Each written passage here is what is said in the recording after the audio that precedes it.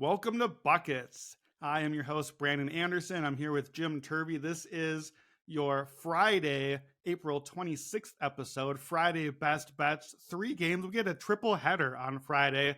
I think the first one we've ever had. Very exciting.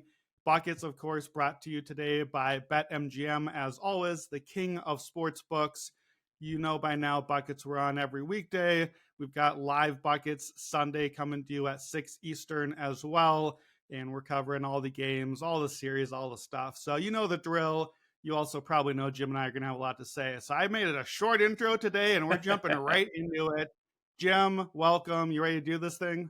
Oh, absolutely. I can't believe they let the two of us go back on again. This is excellent. We got to make the most of it. So, we'll try and keep it relatively brief, but, for the two of us, that's a little trickier, but we'll be efficient with our time. Yeah, so we are recording Thursday at lunchtime. So as of this moment, every series has played 2 games. Now, you may not listen to this until after Thursday night games, busy day, 3 games Thursday, NFL draft, etc. But the case right now through 2 games, home teams 13-3 straight up. So the playoffs didn't really start, right, until like halfway through round 2. Finally, the Pacers won a road game. Then the Mavs and the Heat won a road game. Every other series is at 2-0. And first round from Matt Moore, the team that in the first round is up 2-0 wins the series 89-4 historically, or 89-5. That's the teams that are at home and they're 2-0. So if you take the first 2 road games, it's right. Probably pretty rare, but that doesn't fit in that sample set. But it implies the better team wins their first 2 games, projects home score, and then maybe the series has started because those numbers are mighty skewed. Yeah, well, the whole, so I kind of alluded to it, but didn't actually say it, I guess. But yeah, we always joke about, well, the series doesn't start till the home team loses a game. It turns out if the home team wins the first 2 games, the series has started and ended for the most part. And that is where we're at on 5 of the series. Probably not the 5 that we would have had to pick if you had to, like, before we started, pick 5 of these. So first question for you, Jim. We got 8 series. We got 5 2-0s. We got 3 splits. Which series score are you most surprised by so far? Yeah, well, so we have, peek behind the curtain. We have the rundown here, and you filled out your choice first. I think your choice is the first choice, and I think you're going to have more interesting things to say about. So I'm going to mostly leave that one to you, and just listeners note that is also what I think is probably the most surprising. But I'm going to give a brief shout out to Clippers and Dallas. Not in that I'm surprised it's 1-1. I actually thought this was going to be a long series to begin with. But when the Clippers took game 1, I was pretty surprised to see how much of a letdown they had in game 2. We'll talk about this later on in the episode and when we get into the game. But just in terms of the way this series has played out, if you had asked me Clippers 1-1, they had Kawhi in game 2, I'd be like, oh, okay, Dallas went in there, stuck game 1 on the road. But then LA kind of like righted the ship. Kawhi came back, they looked good and won game 2. Instead, it was the inverse. It's a little bit funky and, shooting variance is shooting variance, but I'm a little surprised that one has played out the way it has, albeit I'm not too surprised by it being 1-1 as they head to Dallas. Yeah, I'm with you on that. I'm not so surprised that it's 1-1, but I guess how we got to 1-1, I think is the surprising part. And like, quite frankly, again, we'll get into this later. I called this the best series on the series preview. I called this the most important. I'm not sure it could still be the most important. It has not been the best series for viewers. Oh my goodness, no. Is it not the best series? Like, I'm surprised how little I am into watching this series while the games are happening until it gets close late. And even then it's like, did the shot go in? Did it not? Okay, here's another one. Okay, cool. Hooray. So yeah, for me, my answer, and like you said, probably your answer too, my Timberwolves. I did not expect my Timberwolves to go up 2-0 for only the second time in franchise history. Not just up 2-0. It's only the second time in any series in franchise history that the Timberwolves have led a series at any point by 2 games. That's it. This is a first round this year and first round in the 1 year that they actually did go on to win the series, then win another one after that. So probably a good sign for Wolves fans. I picked Suns in the series. I picked them in 6 or less, and I even nibbled the Suns sweep. I may have to ban myself from the podcast if I picked against my own team, Jim, and then they sweep the team I picked possibly to sweep the other direction. I didn't really ever even like the Suns. I just looked at the regular season matchups. We knew the Suns swept in the regular season. And it looked overwhelming, the data that I looked at there, and I wasn't really big on either team, and so I put a lot of weight on the regular season matchup. And history says usually that matters a lot in the first round, and history has just been wrong so far on that one. So we'll come back to that. I know we got a lot to say here, so that's the nightcap on our game slate. We're going to talk plenty more about that one. You want to talk about through 2 games, a very meaningful trend that you've noticed that I think is going to plays into one of my picks coming up anyways here. So you notice the pace is down. Pace is really down. So talk to me about that. What are the numbers? What are you seeing? And why does it matter for bettors? Yeah, so pace always kind of slows down in the playoffs. We always see that playoff unders, it's are not a thing only because the market has adjusted. We've seen years and years of pace from the regular season dropping, 2 to 3 possessions come postseason. So I have here are some previous seasons. We've got last season it was 99.1 to 96.1. The year before that, 98.2 to 95.5. Year before that, 99.2 to 96.1. So almost exactly 3 possessions per 100 here. This year, 98.5 all the way down, screeching halt to 92.7. So we're looking at about double the impact of previous years. And the unders are really coming in fast and furious. 15 of the first 20 were on unders. Now, it's important to note that last night there were 2 overs. So maybe the market is catching up. Maybe people are trying to figure out this pace, but I do think it's something incredibly interesting to look at. Players who maybe thrive in transition, players who, need that high pace to get their stats. The pace of the postseason, whether it's the whistle, we talked about the whistle late in the season that kind of switched. The unders have been very profitable so far. The market always catches up to these things. Usually right around the time you figure out the trend is when the market has figured out the trend, and it's a hair too late, especially with something as big as a market as, NBA over-unders in the postseason. But it's something to keep an eye on. It probably also plays to teams that have, kind of been in this muck, in this type of a pace level for a while. So maybe that's something to think about as well. There's just a lot of ways to branch off of it, and I don't want to, dive too or put too much weight on a number that we're still, midway through the first round, not even halfway through the first round. But it's a very noticeable trend that I was just going through individual box scores and noticing, man, that pace is low, that pace is low. Then when you zoom all the way out, it turns out it is indeed about double the impact that we've seen in previous seasons. So just something to keep an eye on. I think it definitely can play a part in caps and maybe scare you off of overs in terms of players or teams individually. Yeah, I think it's definitely a thing to pay attention to, and something especially as you look, if you are leaning under on a game anyways, or on a team total, then I think that's definitely can help push you in that direction.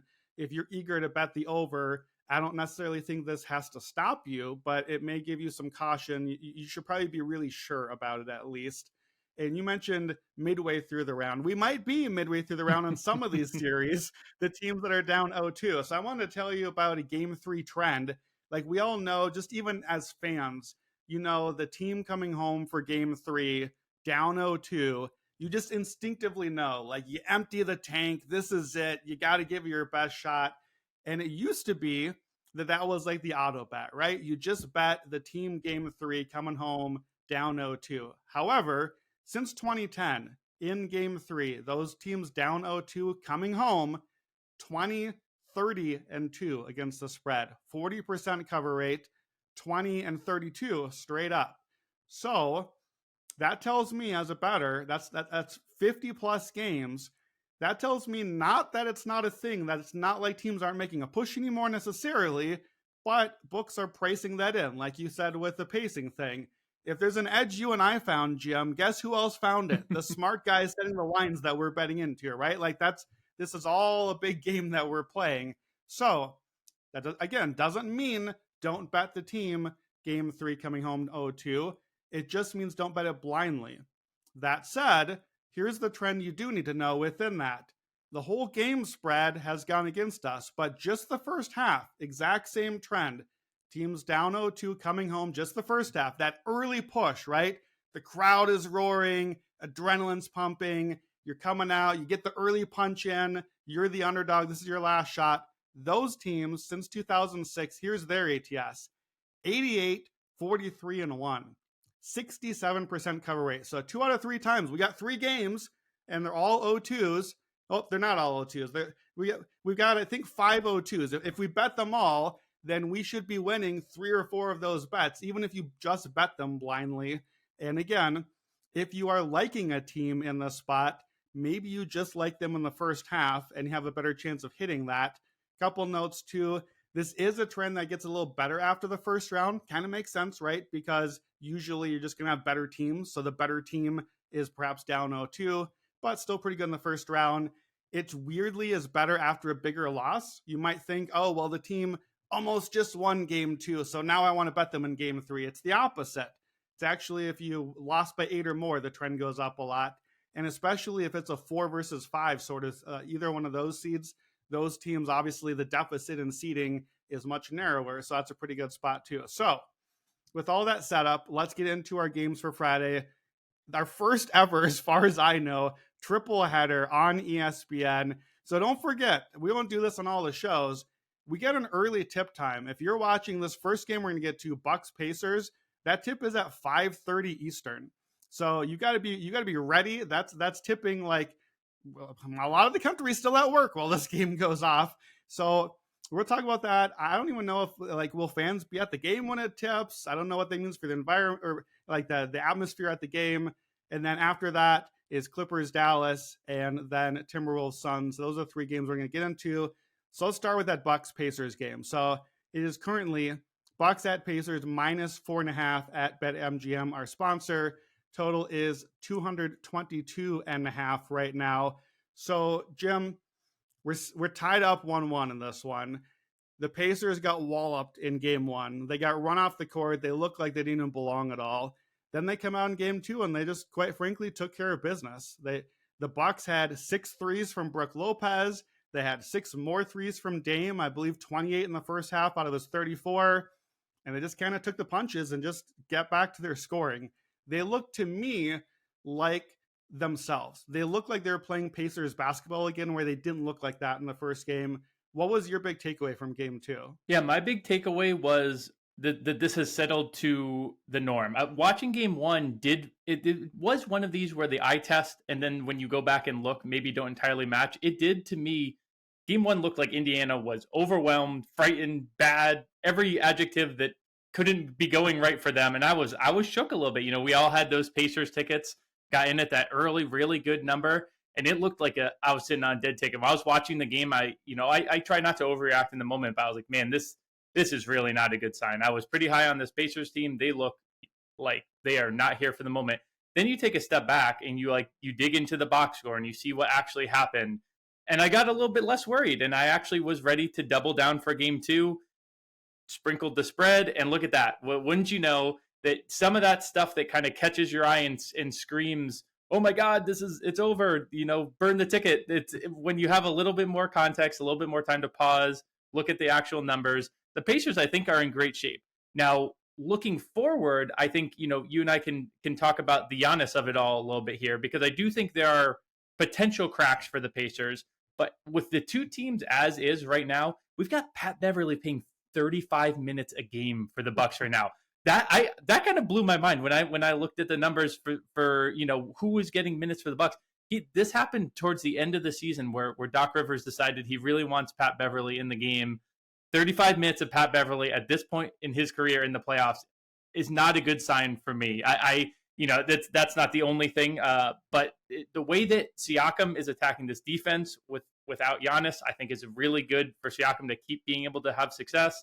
Halliburton hasn't even had to go crazy, and suddenly they're 1-1 going home and looking like the better of the 2 teams on a neutral court. If I had to make the line right now, we can dig in a little bit to the exact number here, but I am back in on Indiana with the caveat that I do really want to see the Giannis news when approaching this game and especially this series. Yeah, similar to you. Of course, I was all in on Pacers escalator, and I even went as far as the sweep, which obviously that was out by like mid-second quarter of game 1. That's a very fast way to lose that portion of the bet. But here's some of the numbers of the things you like from the Pacers, agreeing with what you said. It's not, to me, 16 out of 36 threes, 44%. That's great. But to me, that's not the number that I'm looking at here. Of course, I love that, but that may not be repeatable. Miles Turner keeps bombing. I don't really love that personally. Like, I could do with a little less Miles Turner shooting. And frankly, a lot of those threes felt like they came late once it was kind of the floodgates had opened. Here's the numbers that do matter to me: 52 points in the paint. That's Pacers basketball. That's where the Pacers have lived all season. 34 of 54 on twos, 63%. And 34 twos is a lot. That was a number I had in the preview. They were getting up to the high 30s, even got into the 40s on number of twos. That's the easy stuff. That's what Milwaukee's defense wants you to do. They're built to push you inside the arc, and Indiana is built to eat you alive inside the arc. Pacers had 38 assists on their 50 shots that they made. 38 assists is one off the high since 1995 in the playoffs. We had 3 teams with 39, Pacers 38 in 3 decades. So yeah, that's what this team is. That's why I like them so much coming to the series. And on the flip side too, the Bucks were only 47% on twos. That's unacceptable. Against this Pacers defense, you can't be below 50% on twos. Like, they don't really have a lot of defense. Now, granted, it's a little better the way that the lineup shifted later in the year, but better than like terrible. Still not great. You still can't be getting under 50% on twos. So to me, I'm not even really sure the Bucks have scored all that well this series, other than just Dame bombing threes, and only in the first half of both games. Sort of feels like they're letting him gas himself out a little bit too, and that he doesn't have a lot left late in the games. So yeah, I like the Pacers here for a lot of the reasons that we've said, but let's talk about the Giannis of it all. So let's start here. We closed game 2, I believe, at Pacers -1 on the road in Milwaukee. We're at right now Pacers -4.5 at home in Indiana. So 5.5 point line to flip. To me, that is pretty standard, and I have to interpret that right now as the books are assuming that Giannis is out for game 3, and this line is really not budged. Our other lines have moved a little bit, but this line is still stuck there. It's Thursday noon. The game is Friday midday. Can't call it Friday night with the way we're scheduled here. We clearly wouldn't have information right now anyways, but the latest trickles that came out were things like Giannis is starting to practice, but he hasn't run yet, and he hasn't participated in the full-on drills and that sort of thing. Before the series, I anticipated you miss game 1 and 2, especially when they win the first game. Okay, great. We get the extra day off here before game 3. This looked like the target to me. It does not sound like the target right now. And frankly, from the little bits we do know reading between the lines, it doesn't sound necessarily like we're on the cusp necessarily, even like we might be a couple more games away. We might be maybe not till back in Milwaukee. I could see where maybe the Bucks are just biding time and saying, you know what, until we fall behind in the series, we're going to hold them back, because it's not just this injury. There's the chance of re-injury, and now he's just done for the playoffs, or even a major injury, given, you know, the Achilles and ankle and all the parts. Kind of, it's the muscle chain thing all in a row. So I don't know that Giannis is playing this game. I don't think the books think Giannis is playing, and I don't know that they necessarily think he's playing anytime soon in the series, which is why I'm still liking the Pacers.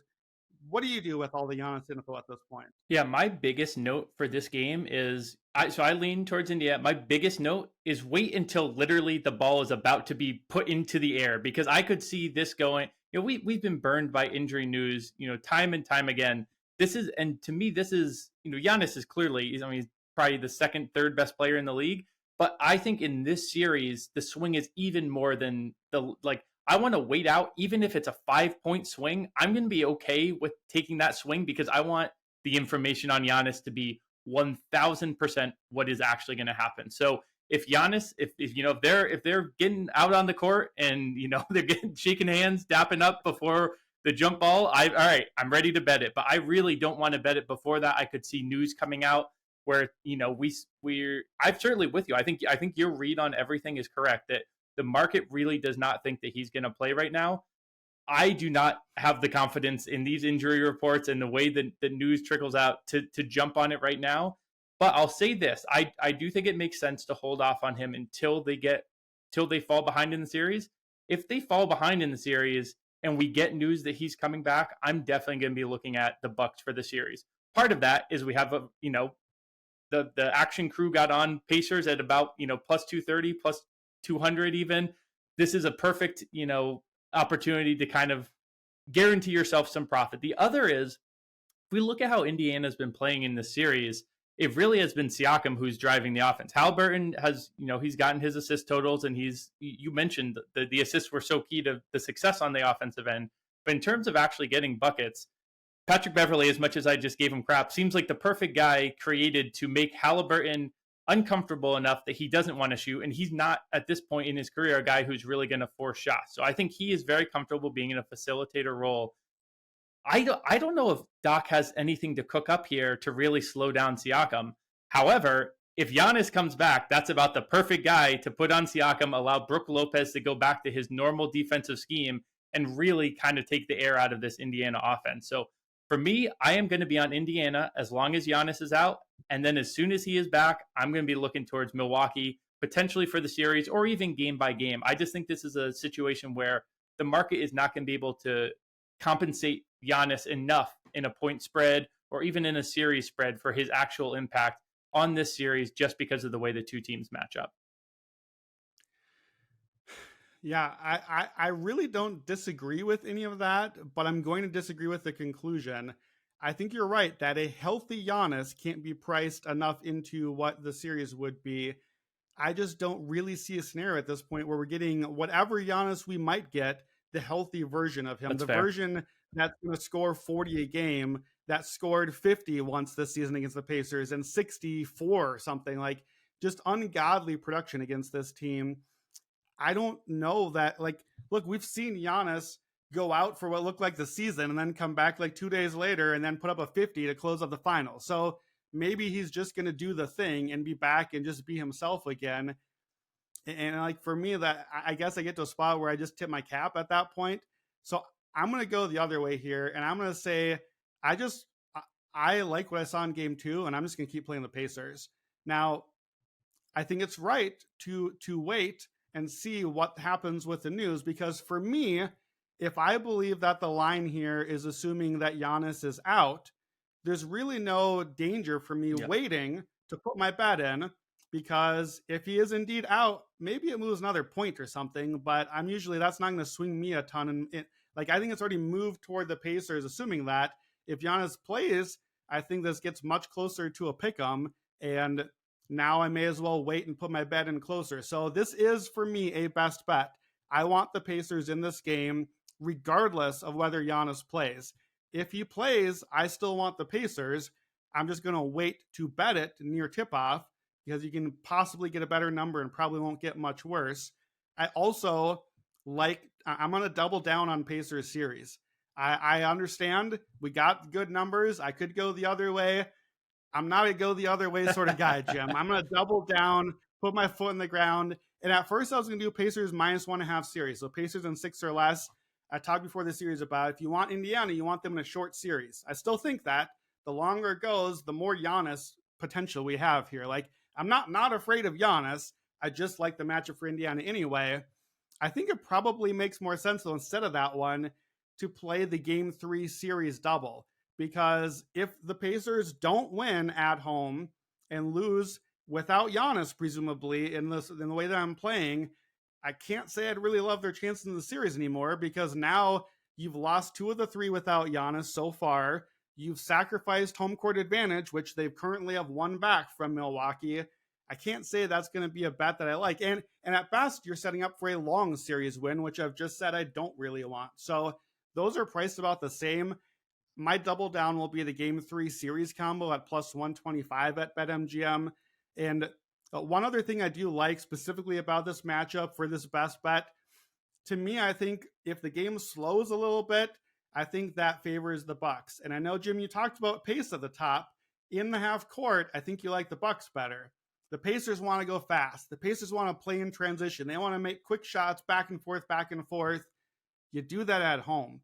And I know that pace has been down overall, but coming home, I like that for Indiana. And I like them to get out and run and feed off the energy and get off with the crowd. I like that for the Pacers. I like them on the road anyway, but I like them getting more of that here at home, rather than Milwaukee had a great crowd. There's a lot of noise there, and they had to keep hitting the shot to quiet the crowd.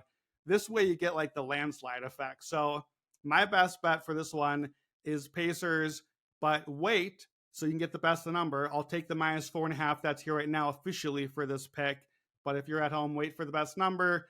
Jim, you talked about Halliburton, you talked about Pacers. What is your best bet for this podcast right now for this series? For the series as a whole, I am in wait on Giannis mode. So I will say that for game 3, I am with you 100%. Let's wait out, and you nailed it. If you're on the Pacers side, there really is no harm in just waiting out. Maybe there is a point, and I know Michael Fiddle's been on here before talking about some key numbers, but we're kind of in between 5 and 7. I don't see it getting all the way past 7, so I don't think that's really an issue here. I think you wait it out, and right before tip-off, you hop on Indiana. I also like a player prop, though, for this game as well. That was my best bet that I have jotted down here.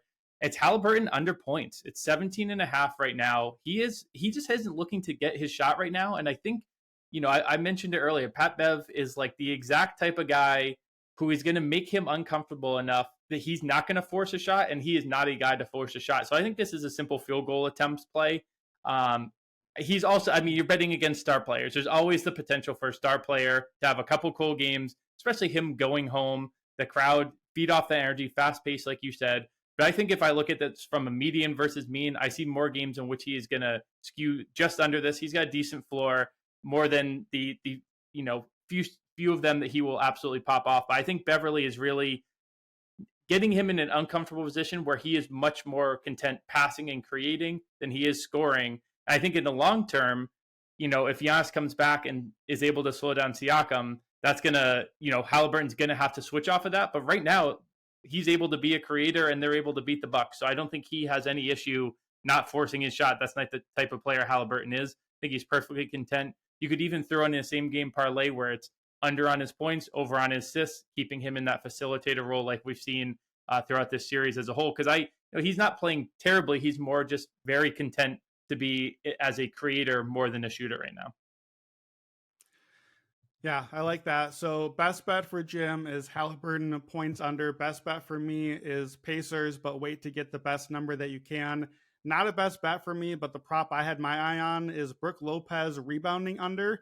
In 7 games against the Pacers, he now has 25 rebounds this season.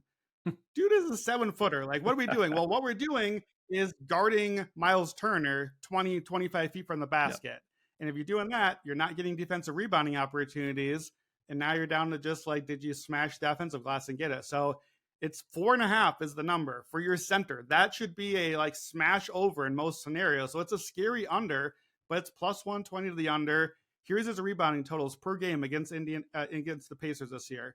1, 6, 3, 5, 5, and then in the playoffs, 4 and 1. So he's gone under both games.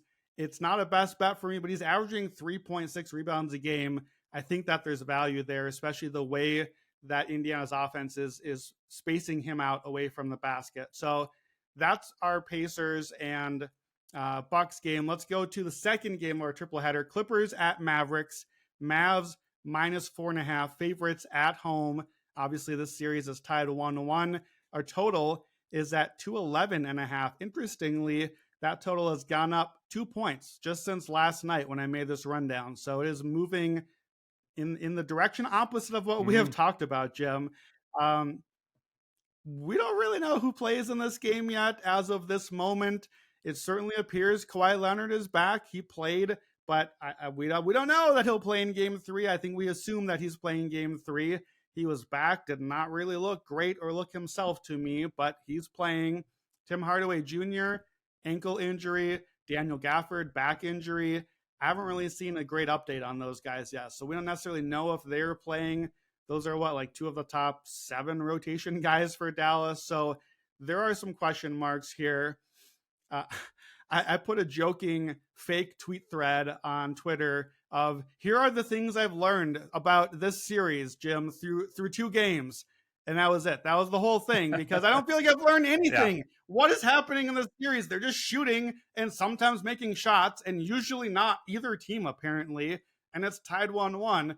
what have we learned so far this series? I think we have learned that 3-point variance is, here and here to stay, because I couldn't agree more with you. And what's funny is in our intro piece there, I talked about how this series was a little bit surprising, but not from the 1-1 of it, but from how we got there.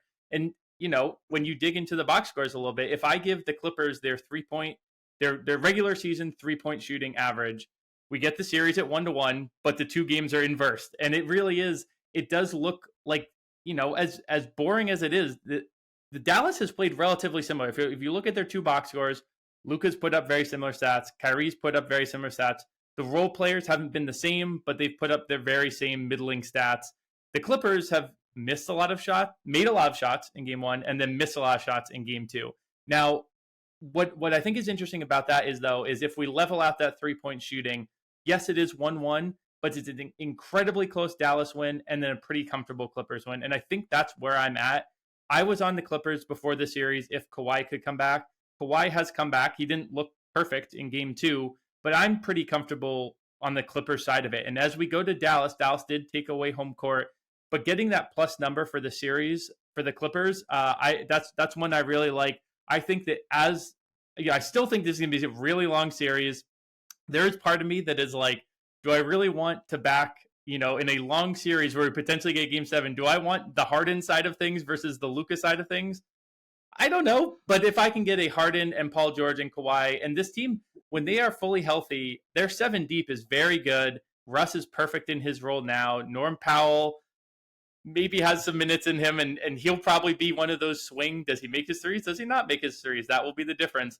I do think that I'm not going crazy on this series because I'm with you. I don't think we've learned a whole ton from these first 2 games, but I think I am comfortable with.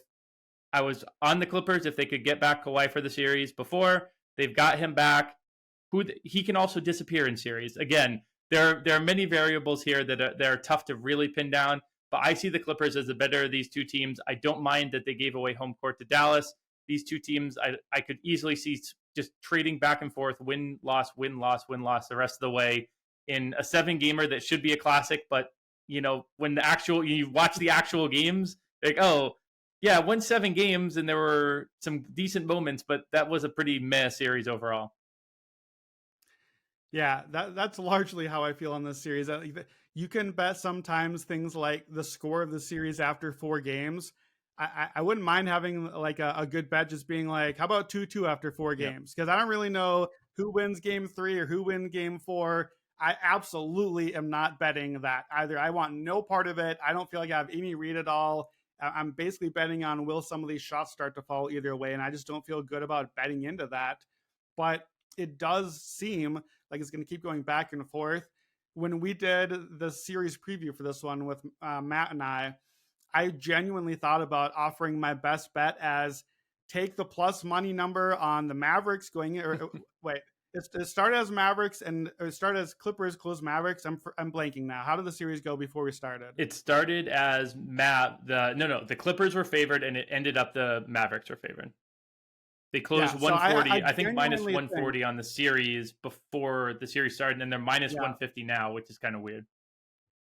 So I genuinely think even still now 2 games in that the strategy could work to just play whoever is the plus number, wait till they get ahead in the series, then play the other side, and then just be like, done, no more betting the series. I've locked in a small profit either way. Like, I honestly feel like that might be a good way to bet the series just because it feels so unknowable right now.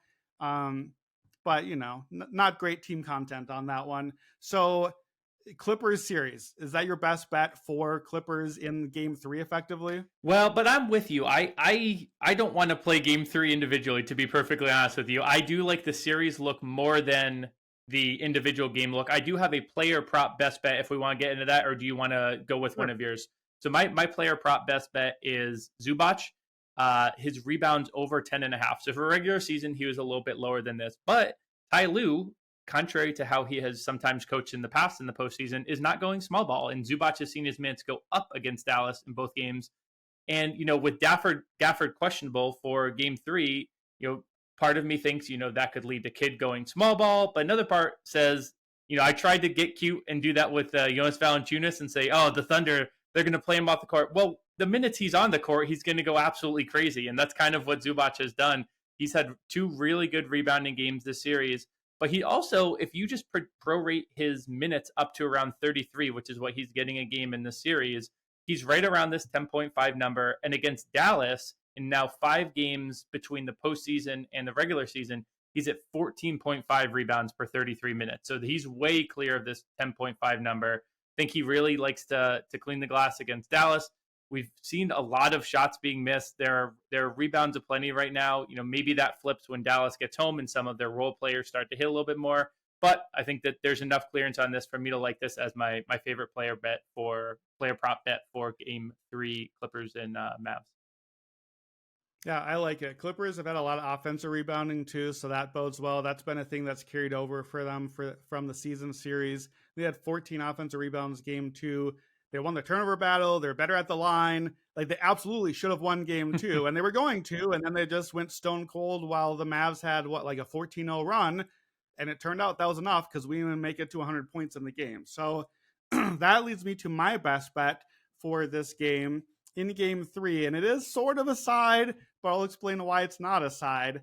I'm going to take the Mavericks team total under. So then I'm going to come back to the pace thing here. So the number I believe is at 107.5. I got a free point from when I put into our rundown because the total went up since we first started looking at it. So you may want to wait. Maybe the total goes up a little bit more. I'll take the 107.5. Dallas has scored 97 and 96 in the series so far. Dallas is not really scoring that well. They're only 42% on 2-pointers for the series. And I bring up the 2-point thing a lot. I can't believe they don't put that in the box score. It drives me crazy. I had to calculate it every single time. I don't really care what your 3-point percentage was. That's not predictive. The 2-point percentage is absolutely predictive, and I think that's going to carry over.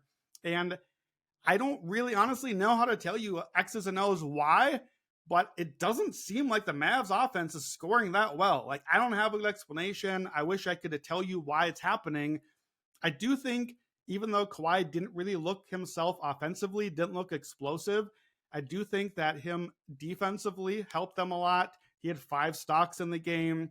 Luka has not really got going. And look, I know Mavs fans hate Tim Hardaway Jr. He's one of like 4 dudes on the team that can score the ball, right? Like, if he doesn't play, that's a genuine loss to the points. Gafford, he's getting some easy points efficiency-wise when he's out there with Luka. So to me, all those things push to a team total under potentially. And we talked about pace. The pace for this series has been, let me calculate it, unwatchable. The pace is glacial. The number is 90 right now. 90 possessions. Dallas is at a 107 offensive rating. 107 is not good. 107 offensive rating, let me translate that for you. That's 107 points per 100 possessions. We ain't getting 100 possessions in this game. We're getting 90 apparently, and that's way down from what Dallas was during the season. There was 6 in pace during the season. It made my voice crack. I'm so upset about it. So I think we're getting this way slow down pace. I think that favors the Clippers, kind of what we've seen so far, and we're just not getting a lot of scoring. So why I like Dallas here, even though I really don't even want to bet this series as it is I think I have 2 ways to win. I think Dallas just doesn't score. The Clippers win. Great. Cash my under. Or I think Dallas might win the game. Cash my under anyways, because that's literally what just happened in Game 2. So we had Clippers in Game 1 hit 109. So they go over this by 1 shot. Otherwise, our 4 team totals are all below this number. So to me, this is a way for me to, I guess, sort of be leaning toward Clippers here, which is where I'm still sort of at on the series, but give myself multiple outs. Well, so I like it because it combines both of our things. We're both leaning Clippers. We're both leaning towards unders in the market. It combines the 2 of them. So I'm definitely going to be tailing you on this one. Yeah, I think really if you could combine our thoughts mostly, our actual best bet is please don't bet the mortgage on this game or this series. This is not the one to be overconfident in. Let's go to the finale on Friday night. Timberwolves at Suns. Suns -4.5. It was 3.5. So that line is starting to tick up towards Phoenix, down 0-2. Total also ticking up a little bit, 207.5. We talked about this one at the top a little bit already. My Timberwolves. I can't really call them mine, but I'm calling them my Timberwolves. Up 2-0. what have you seen from the series so far?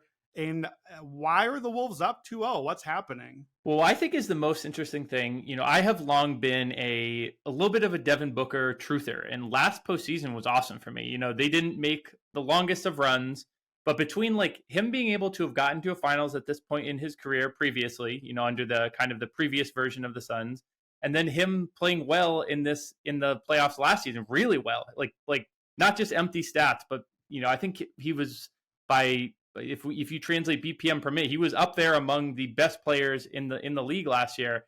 These first two games have not been it. And what I think is really interesting, I went back and was kind of trying to look for some trends here. In his last 3 seasons, when he has been healthy, there was one series where he missed a bunch of games in the middle. I didn't count that. I thought it was maybe a little too fluky. But the last 3 seasons, in their 9 wins, he's averaged 22.3 field goal attempts per game. In their 11 losses, it's 17.6. And I don't want to be, Mr. Overreading to body language on the court and stuff. But when he fouled out last game, he looked like he'd walk out of the gym as he committed that 6th foul. He looked like he was like, yep, I'm committing this foul to get me off the court. I'm done. And I do think that he really has to kind of force, force isn't maybe the right word. He has to look to be aggressive in this series if they want to turn it around here. I think there is a lot of rollover potential for the Suns team. We have not seen much of a stand up spine on this Suns team in this iteration. And so we'll dig into ways to bet the series as a whole. But this game 3 is very pivotal. That's not even a word, pivotal. In that I think, if the Suns do win this, the series is very live. I do think they have the talent. And, coming into the series, we were both thinking this was a good matchup for the Suns. They had looked great against the Wolves during the regular season. However, I think a sweep is also very much on the table because I could totally see this team rolling over here. Jaden McDaniels has been doing an incredible job on Booker. Nickeil Alexander-Walker, who is like a little pet project of mine, is getting him more minutes. And Matt Moore and I were kind of joking about, I was saying this is going to be a NA series, N-A-W, not Nas Reed, who I'll talk about later, a NA series. And he was like, I think it could be him and McDaniels. And that has proven perfect because having both of those guys to throw at the Suns scorers, I think is exactly where the Wolves want to be. So for this game in particular, I don't have a side that I'm going towards, but I think from a long-term series perspective, Booker is kind of the one that I want to see. Is he going to come out aggressive, getting his shots up? I think he's one of those players who it kind of snowballs. The more he is aggressive, the better he is playing, the more he finds his rhythm, and the better the Suns do. That could be a big part of this game 3 is how aggressive he is and whether he's willing to attack or if they're kind of rolling over with him as the lead rollover guard, kind of leading the way of get me off the court, get me out of this series. Let's figure things out in the offseason. Yeah, one thing I noted with him, I was watching back this game yesterday, getting ready for this, and I had forgotten about that. Near the end of the first quarter, Booker took a shot kind of to like the back of the head, to the neck. Like he was down for a bit. And so I do want to give at least a possible credit to that. Maybe he's just not right in that scenario. And like for sure, Jaden McDaniels on him. We talked about that as a possible adjustment.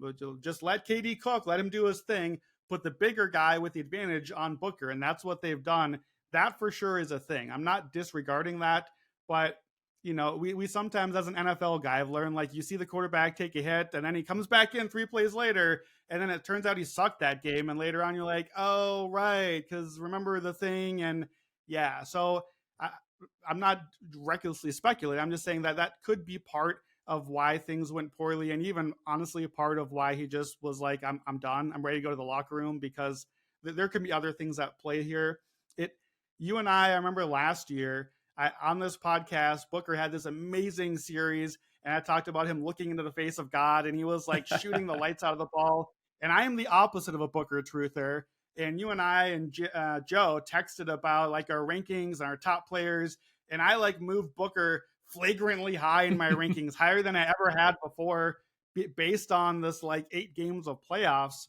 I'm starting to wonder if I maybe got a little too ahead of myself there because we're back to a lot of the things that I've been skeptical about over time. I don't want to go too quick the other direction either, but Booker not doing what he needs to do in this series, I think has to change for them to have any chance. Some of the trends I noticed from game 2, this is a thing we've seen from the Timberwolves all year. The Wolves are awesome in the second half, especially in the third quarter. The Suns hang around. They take even a lead in this case at halftime. Third quarter, Wolves +8. Second half, Wolves finish +13. In game one, the Suns hung around a while, only till about mid-second quarter. Then the Wolves got a run. They went up 10. Third quarter, +10 for the Wolves. Finished the second half +15, just the second half. So this is where I'm going to come back to the bet I talked about at the beginning here. My best bet for this game, I'm going to give my Suns. That's who I took for the series. I've lost a lot of belief. I'm going to give my Suns one more chance here for a half. I'm going to play that game 3 0-2 trend for a half because I still see a lot of things to like about Phoenix in general, even though it has not gone well so far. But I want the first half. We've seen Minnesota, especially on the road this season, we've seen them come out slow. We saw it in game 82. Why they got here in this series is because they came out slow, and the Suns actually hit some shots. And we know when the shots start falling for Booker, for KD, for Beal, they can really keep falling. Like the offense can find itself in a hurry in that scenario. I don't trust the Suns enough to play the whole game anymore. And the trends we talked about tell us don't necessarily do that. But just the first half, I like that trend. Just one more time. Teams down 0-2 coming home in the first half since 2006. 88, 43, and 1 ATS. 67%. And also better coming off a big loss, which the Suns are in perpetuity in the series at this point, coming off big losses. So I do like the Suns' first half here. I don't know that they're dead just yet, but to me, the main thing I missed, the main thing that's not working here for a Suns bet is the Timberwolves are just playing harder. They're just playing with more force, more intensity. They're getting 50-50 balls or 60-40 balls in their favor, and they're aggressive. They're out on the wing. The defense has been nasty. I didn't know that it would be able to hold up, and it honestly has been maybe even better than in the regular season. A huge swing in game 2, by the way. Timberwolves had 14 turnovers. The Suns converted those 14 turnovers into 2 points. 2 points off 14 turnovers. The Suns had 20 turnovers. That's bad. You should probably get a point guard up in here. Turns out you don't have one. Timberwolves converted that into 31 points. So again, for my bet in a home setting, I'm hoping that the home setting means perhaps a little bit less turnovers, a little bit more chance for the Suns in the first half. So I will take the first half. Also, free throws. Suns were number 1 free throws during the season. That's not gone well this series. Minnesota's living at the line so far. I am again with this bet, hoping that swings a little bit with the home team as well. So I'm not quite ready to bury not my team, but my team in this bet, the Suns. I'll give them a half here. First half spread is at -1.5 right now. What is your best? Do you have a best bet, or are you just looking for some props on this game? My view of the series as a whole, but actually, real quick, I think it's interesting the parallels between this series and Philadelphia and New York and the other side. It'd be really nice if they were both a 2-7 and or a 3-6 because love patterns. But it's kind of a similar thing where kind of the flashier, bigger name team is the lower seed and just seems to be getting outworked. And in both cases, I am, we got to get that Minnesota Wolves, New York Knicks ticket that Joe Dolera has jokingly mentioned many times on his podcast. Honestly, but I am still buying on both teams. My best bet for the series here is a Minnesota sweep because I think that, we often talk about how, you can just roll it over and maybe there's more value to that. I think this is the exact case where there is not more value to that. I think if the Suns lose game 3, it is 1-2-3-0 in the series Cancun, because I think it is. I think the number will reflect that. And I think if you are on Minnesota and you truly believe in them, I think the time to grab them for a sweep is right now. You can get them at +375. I think that's a lot better than rolling over the 2 games, because if Minnesota grabs this game 3, I think there's a very good chance we see just pack it up and we head into the offseason, figure out how our owner can try to, buy another star player with the 0 assets that they have left here at this point. So my series best bet is a sweep at +375. But for the game itself, I have a couple player props again. One that I wanted to talk through with you, I have not seen news on Grayson Allen. I can't seem to find anything on his updates. I saw something that maybe it looked really bad. I'll say that. It looked like it was one of those ankle turns that you are not going to be able to play the next game. Have you seen any updated news since since we got in here? No, I haven't seen the update, but he turned that ankle in game Yeah. one and then seemed like he turned it again and harder Oof, in yeah. game two. So I'm interpreting the same way that it doesn't look great. And I must say, it doesn't feel great for the Suns that we're talking about a Grayson Allen injury as being possibly the nail in the coffin. If that's the case, then the coffin may have already been built for you before the series. So I was looking at a similar, I think, prop to you here. If Grayson can't play, it's probably got to be Eric Gordon, like it or not. So you're looking at an Eric Gordon prop. What's your angle? Yeah, and with a guy like Gordon who's going to be so 3-point reliant, and there's like the possibility of, if we don't have Grayson news, there's a possibility he somehow gets it taped up and they shoot some stuff into his leg and he gives it a go. I want the escalator, but I only want the top floor of the escalator. So I want Eric Gordon 15 plus, maybe even 20 plus. I'm going to stay off of the main number. I want him in like some funky threes, like a really nice top floor escalator for Eric Gordon threes. I think he could have a great game in a game 3 in front of his home crowd. And if Allen isn't getting minutes, they're going to really be reliant on Eric Gordon, which to my sweet bet, I think is a terrible sign for them. I love Eric Gordon, but at this point in his career, you should not be overly reliant on him on either end of the court. But I think the player prop I like even more is actually on the other side of things. It's the guy who won 6th Man of the Year last night, Naz Reid. I'm actually on his unders. This is a series to me that doesn't scream Naz Reid. I mentioned earlier how it's a nah. I need to be very careful with nah and Naz. I'm just going to say Alexander Walker. It's a little bit more time, but I think it's worth differentiating between nah and Naz there. So this is a Jaden McDaniels and Alexander Walker series, much more so than a Naz Reid series. Cat is coming back. Cat actually had some foul trouble in game 2. So, there's also the potential for him playing even more minutes and Naz Reid's minutes going down even lower. They have banked in a little bit of that. The line is a 14.5 points plus rebounds and assists. I was a little bit annoyed. They sniffed it out a little bit. I think there's still a little bit of value on the under. He has not really been putting up numbers in this series. He's not getting minutes in this series.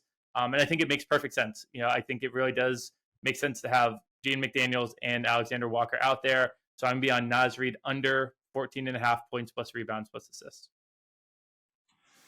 All right, I like that one, and I'm sorry to do this to you, Jim, because I know you did not have the 6th Man of the Year favorable outcome, but we got a victory lap for our Buckets listeners. Matt Moore and I gave out in mid-March a plus 1,900 Naz Reid. Hopefully you got to tail that one. Jim, you should listen to that episode and add it to your very strong position. I know. No. Give us why did Malik Monk get robbed? So no, not at all. Honestly, I remember how it happened. You discovered this. I think you were. Was it a Sunday it was something that I was busy, I believe. And by the time you had recorded and filled in and gotten the number, it was down. And I was like, I can't chase this award anymore. I had a great THJ position early in the season. I said, that's not landing. I need to leverage it. I went to Bogdanovich. That tanked. I went to Monk. I was sure I had it. It was so close. 8 games to go. And it flipped. But it was a great hit. I really hope a lot of folks got in on it. I am bummed that I completely biffed it. But thankfully, there's a couple other awards where I think I've got myself covered and overall should come out on top. But that was a brutal one to see, especially with it being so close. Basically, 2 first place votes separating him and Monk. So no, that was a great hit from you swooped in, dropped in a casual 19-1 and parachuted back out. It was awesome. You gotta love the swoop and shoot sometimes. You just gotta have a little fun with that. All right, we got to get out of here before our producers kill us. We can't go over an hour on a best bets, Jim. So let's recap our best bets. We give out a lot of bets and angles today.